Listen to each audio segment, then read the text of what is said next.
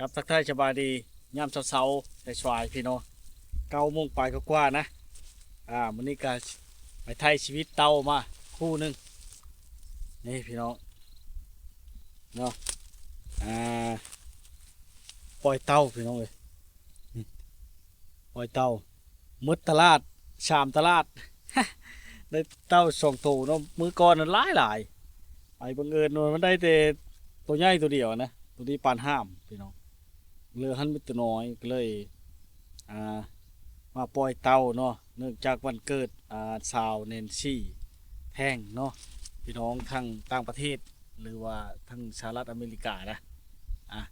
ปล่อยวันเกิดเอาโชคเอาลาบเอาเฮงเพื่อเห็นคลิปนี้ก็เอาบุญน้ำกันพี่น้องเนาะเอาโชคเอาลาบเอาเฮงเอาความหมานความเจริญรุ่งเรืองนะเนาะ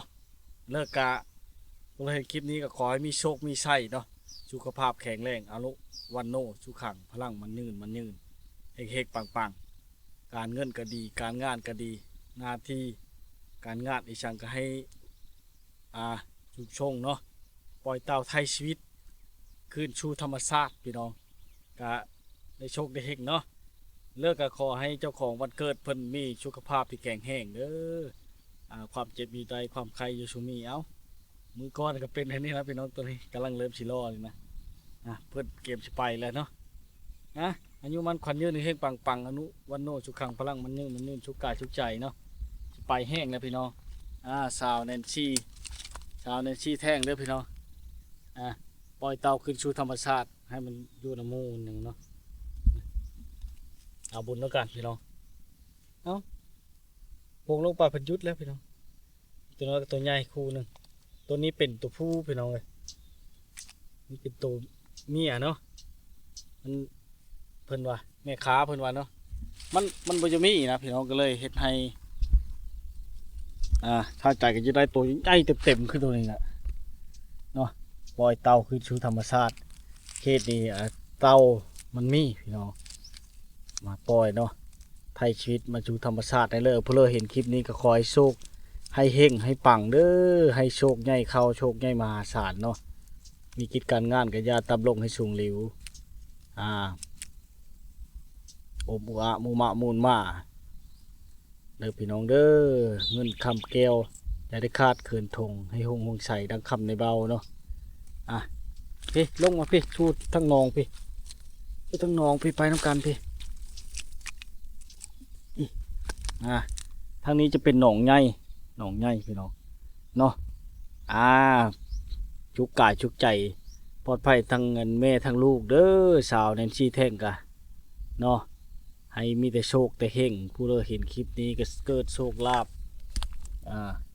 เฮงปังพี่น้องเลยปล่อยชูธรรมชาติเนาะเต่าคู่หนึงมีตัวผู้แล้วก็ตัวเมียเนาะตัวแม่พี่น้องเลยมีแต่ชุกกายชุกใจสบายใจเนาะอายุมันขวัญยืนสุขภาพแข็งแรงมีแต่ความสุขความเจริญเฮงปังเด้อทั้งเจ้าของวันเกิดแล้วก็FCพี่น้องทุกท่านที่ติดตามนะครับส้มนะเลิกกับโชคเฮงเด้อปล่อยชูธรรมชาติเลยพี่น้องเอ้ยเนาะเลิกกับสาธุเด้อขอให้เจ้าของวันเกิดเนาะปล่อยเต่าในมื้อนี้วันอาทิตย์พี่น้องพอดี9 โมงปลายกว่าเก้าโชคเก้าเฮงเก้าลาบเก้าไส้เนาะเก้ามั่งเก้ามีเก้าคำเก้าคูณพี่น้องเด้อปล่อยเต่าคู่หนึ่งให้สาวแนนซี่แท่งเนาะเนื่องจากวันเกิดของเพิ่นละทั้งต่างประเทศหรือว่าทั้งสหรัฐอเมริกาเนาะ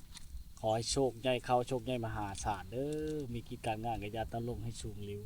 ให้เป็นคิวเป็นคันอย่ามีวันเล็ดต้อยต่ำเจ้า